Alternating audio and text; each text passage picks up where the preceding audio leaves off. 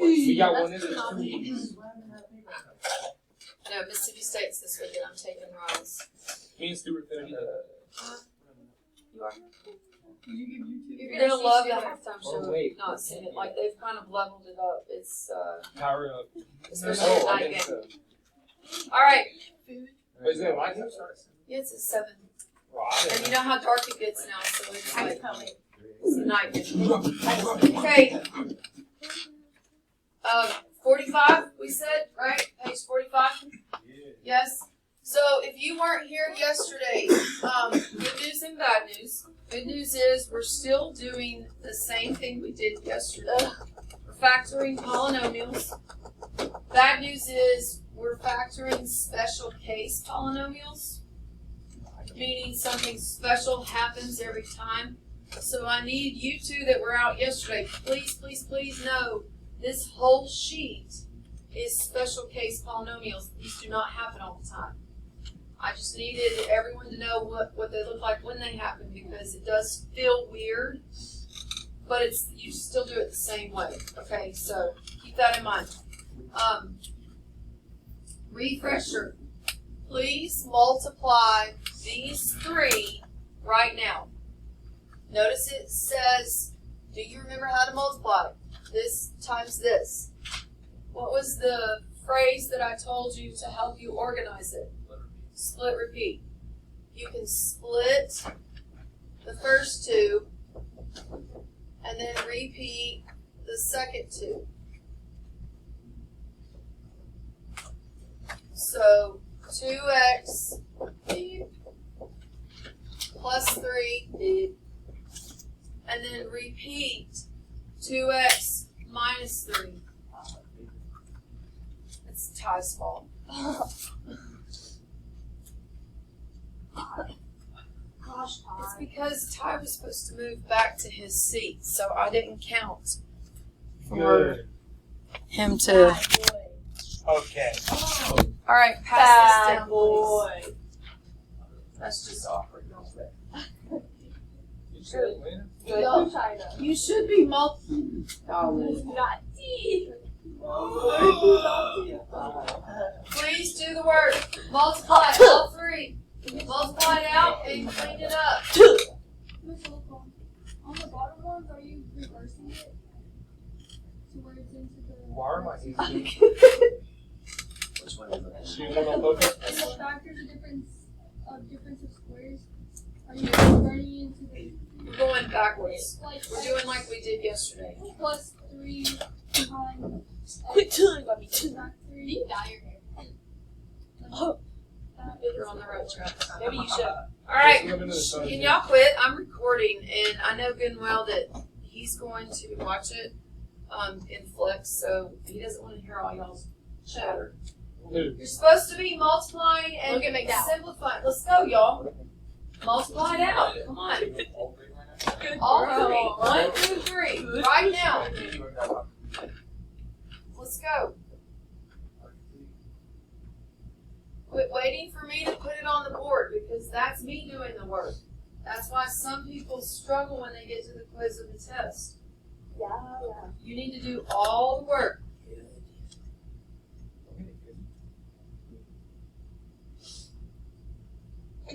Do it. Finish it. Repeat. This gets repeated in here and here. This repeats in here and here. Then you multiply.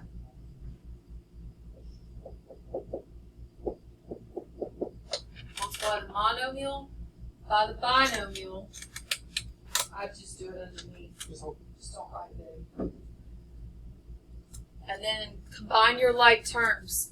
If you did number 1 correct, you should have 4x squared minus 9. But how? Because the middle terms should cancel out.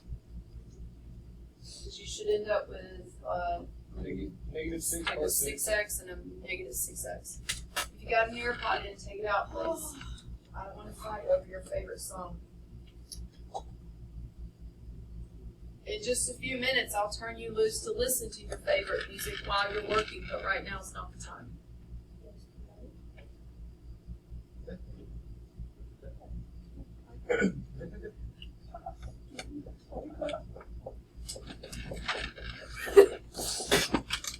So this ends up being 4x squared minus 9 because what happens to the middle terms?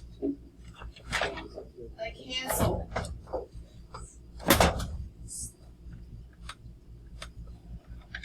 So I need you to do number 2 and number 3. So here, split, repeat.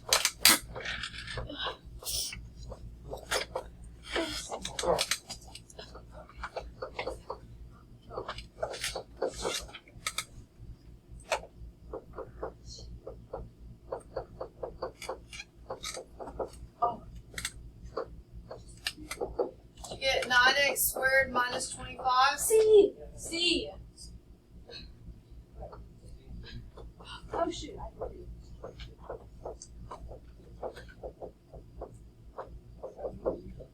Wait, why did I? Good. Ouch. Good girl.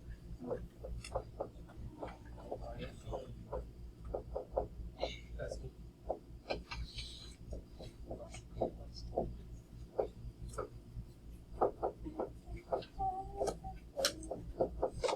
I had it right. Did you get 25a to the 4th power minus 16b squared? Yep. What do you notice about all of these terms? They cancel out. No, whoa. They Watch, only wait, have, like- listen to my question. It's only two. This is one of the mathematical practices that you're supposed to learn how to do, and that's looking at something and being able to say, hey, I'm noticing a pattern. They're both the same equation, just one's positive, or like one's addition, one's subtraction. Okay, so if you look at the original problem,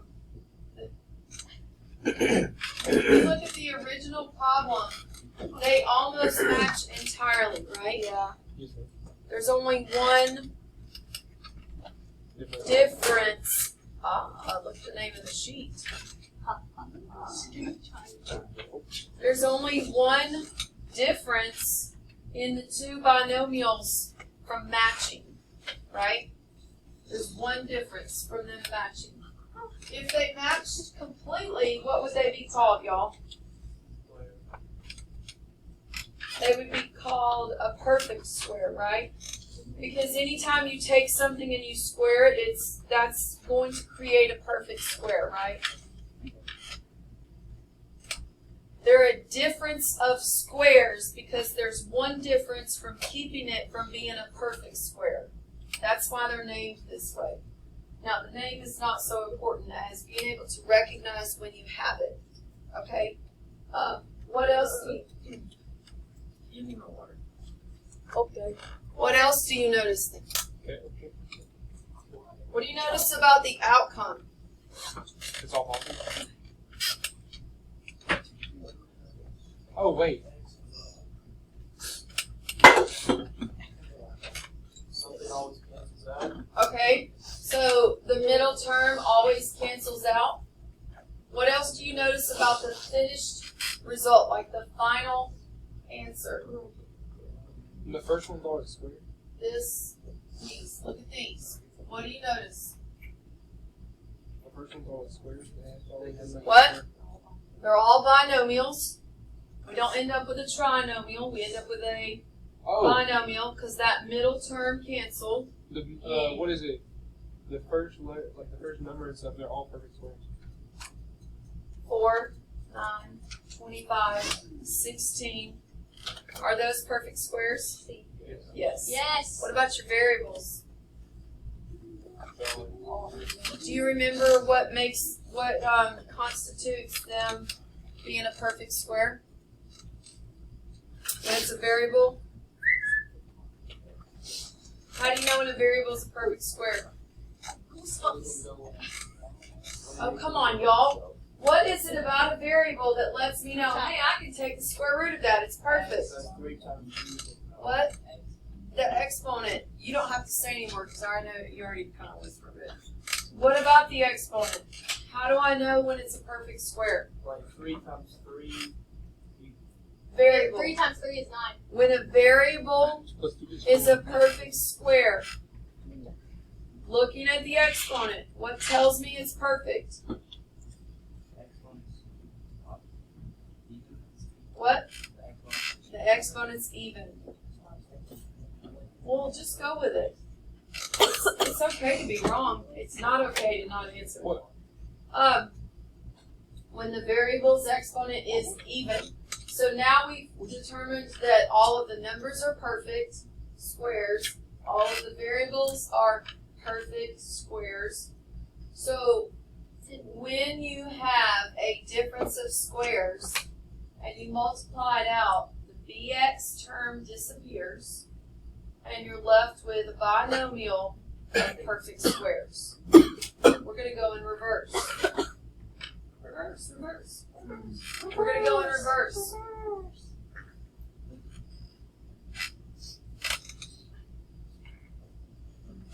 Notice right here it says a squared minus b squared factors as.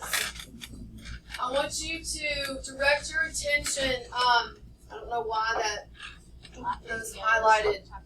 What in the world? Oh my word. You just moved all your. I know. That was not food, China. That was food Nazi. That was food Nazi. I want you to tell me, can you come up with a way to go from this to this without actually doing the whole box method yet? What do you notice they did? What's the pattern? How do we just talked about these types of numbers. Like, how do I get from here to here?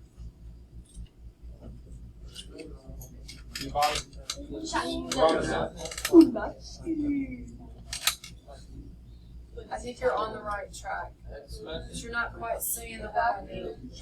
Factoring. What? Well, we are factoring, but no. Did you factor your lips with Sky's? Like 4x squared became It's the square. It's like the square. what? Louder. Square root. Louder. Do you notice if you square root the first term, you end up with the first terms over here? Yes. Do you notice if you square root the last term, you end up with the last term Yes. over here? Yes. Now I'm not saying take that shortcut to the bank and do it every time. I'm still going to show you the box method. But if you start to recognize, this is important, is being able to recognize. If you start to recognize when you have a difference of squares in front of you, that is a shortcut that you can take. I would encourage you not to take it until you have practiced factoring enough. When you get to higher level math classes, that shortcut is a lifesaver. Big time, especially if you go into college math, okay? All right, so now let's look at it. So a squared minus b squared, apply what we just said as the shortcut, would factor to what? A plus B. A minus B. Well, he listened to what I just said. Take the square root. All right. Now, let me show you how to do it in the box method, though. So if I said to you, hey, I want you to factor this polynomial, the first thing you should do is notice that there's only how many terms? 2. And so something should be like, wait a minute, something's different. This is not like yesterday's lesson where there were how many terms? 3. There were 3 yesterday. Now there's only 2. You can rewrite it as 3 where that middle term is missing. And you can still follow the same thing you did yesterday. A times C is, let's see, there's not a lot of room, you can't write big. Is negative 9. That's a 0. That's a 1 in the front. This is 0 because that middle term Oh, is okay, 1. I'm going to say it. I was thinking. factors of -9 that add up to 0? 3 times 3. 3 and -3. So we're going to go to our box and carry on just like yesterday. Can't write real big, y'all. Sorry. AX squared goes in the first box and C goes in the last box. Not going to make the same mistake in this one. I know. The two numbers that you came up with go in the diagonal. Don't forget to throw an X with them.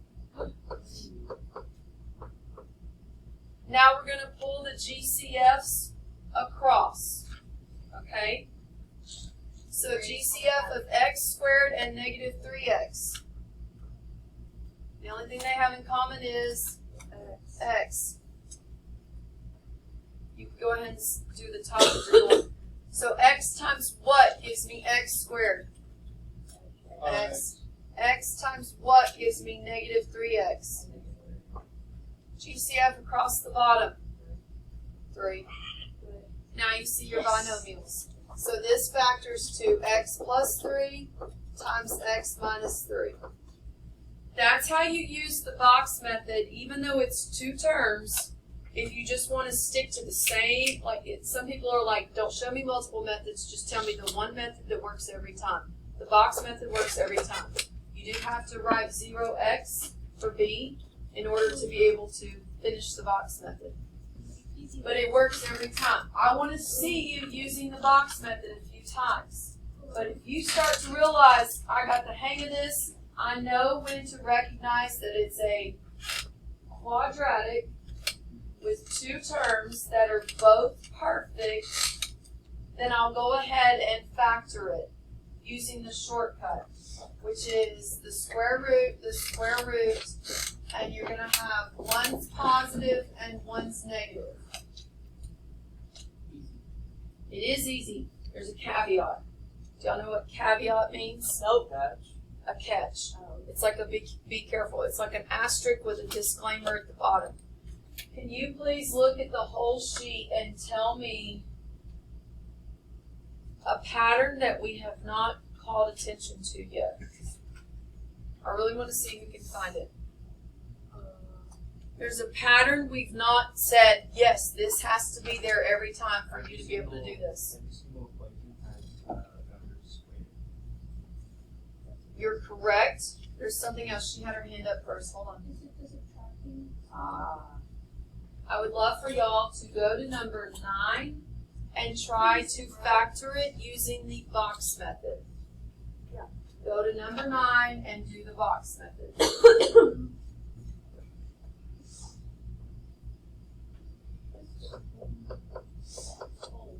I know, there's some toros in the atmosphere.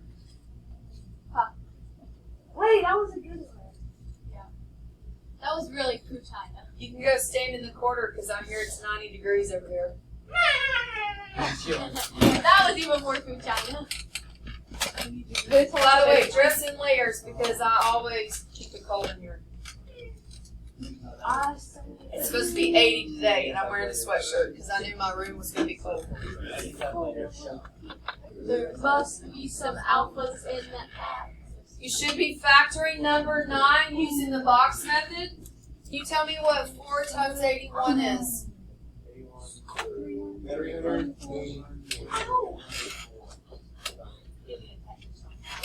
So the fact that it's got to multiply to 324 and add to 0 tells me it's got to be the same number, right? One's positive, one's negative. So just take the square root of 324. What do you get? 18? I don't know if y'all caught that. I said it kind of fast. When you're doing this, right, let's say you forget the whole difference of squares. It slips your mind. If it's got to multiply to give you this top number and add to give you 0, then they got to be the same number. One's positive, one's negative. That's the only way that happens. So then that means that this number up here has to be a perfect square. So take the square root of it. And that's why you're not sitting here trying to figure out like what multiplies to give you 324. So you got 18 and 18, but we already said one's got to be negative in order to combine and give me 0. Now here's the problem. 324 won't be positive. If 324 is positive, then these have to both be positive or both be negative. So you might be like, well, that's not going to work, so make this negative. Now it's not 0. Now it's negative 36. You see the problem? Yeah. So this is not factorable. And I want you to make a note. It's because of the plus sign. Get your shoes off my couch. She told me. It's because of the plus sign. When you're doing a difference of squares, keep the phrase difference, the word difference in mind. Difference means subtract. It also means in this case there's only one difference from them matching. So it has to be perfect square minus perfect square. So let's make a note up here. Right here, let's make a note. Big arrow to that and make a note. Must be subtraction. Must be a subtraction right there in the middle. Or you can say negative, either one. Has to be.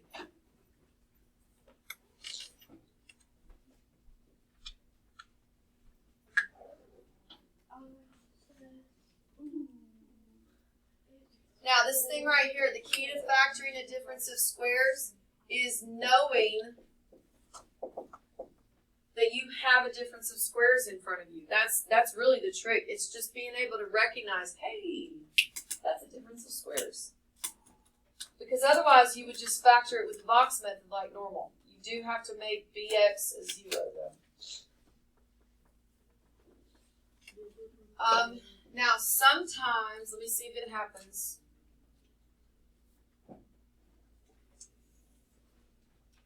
Don't see it here. Oh, we go to the back. Ooh. Look at number 13. How do you do that in your head? Like you just looked at it and knew the answer. Just years. So she's a master. Years of practice. Yeah, that's really cool. I used to wonder the same thing. I used to gripe. I'm like, well, of course the teacher knows how to do it so good. They've been doing it for years. And I used to get so mad at my teachers when they would be like, this is easy. You should be able to do it. And I'm like, okay, you're on year 20. I'm on 1. Yeah, I do agree with that one. So I understand that. So I try to approach it from an angle of, I'm going to show you something that should be easy. Day 1 may be challenging. Day 2 may be challenging. But then you should start to be like, I got this. You know what I mean? Look at 13. Can I do the box method or my shortcut like right away?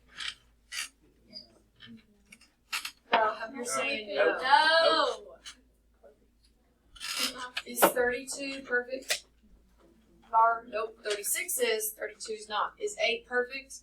Nope. There's a GCF. There's a GCF in here. What can I factor out of 32 and 8? 8. I could pull an 8 out, right? Let's pull an 8 to the front. So that'd be 4x squared minus y squared. Ooh. Now look at your terms. Are they all perfect? Just the binomial. Just the binomial. 8 doesn't matter. It's in the front. Like it's done. It's along to the right. Now they're perfect. Right? Yeah. So here we go. Shortcut. Double check. You have some checkpoints. Number 1 has to be a binomial. Number 2, they both have to be perfect. Every aspect is perfect. If this had been like y cubed, then this won't work. You with me? So every number's perfect. Every variable has an even exponent. That's the second requirement. Number 3 has to be a subtraction sign in the middle. If those 3 things are met, then you can go to your shortcut. Here we go. This is going to be square root your first term. What do you get? 2x. Square root your last term. What do you get? Y. And what do I put in the middle? Plus and and minus. Done.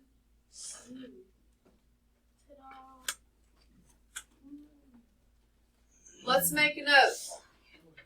1, check for initial GCF.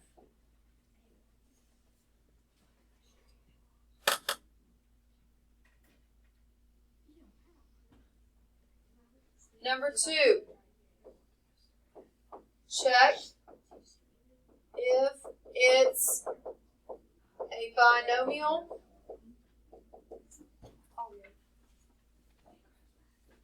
with perfect squares. Meaning the numbers are perfect squares and the variables have even exponents. And then last, check for, and I'm just going to draw a subtraction sign. Got to be right there in the middle. If those 3 things are met, then you can do the shortcut. If not, then you cannot factor it. If you need a reminder of your perfect squares, they are right here on this list. This table shows them to you. 1 squared, 2 squared, 3 squared, 4 squared, and so on, okay? So if you need a reminder. At this point, you can put headphones in or AirPods in and play a playlist. You cannot be on your phone. Just hit a playlist. And I need you to finish the sheet.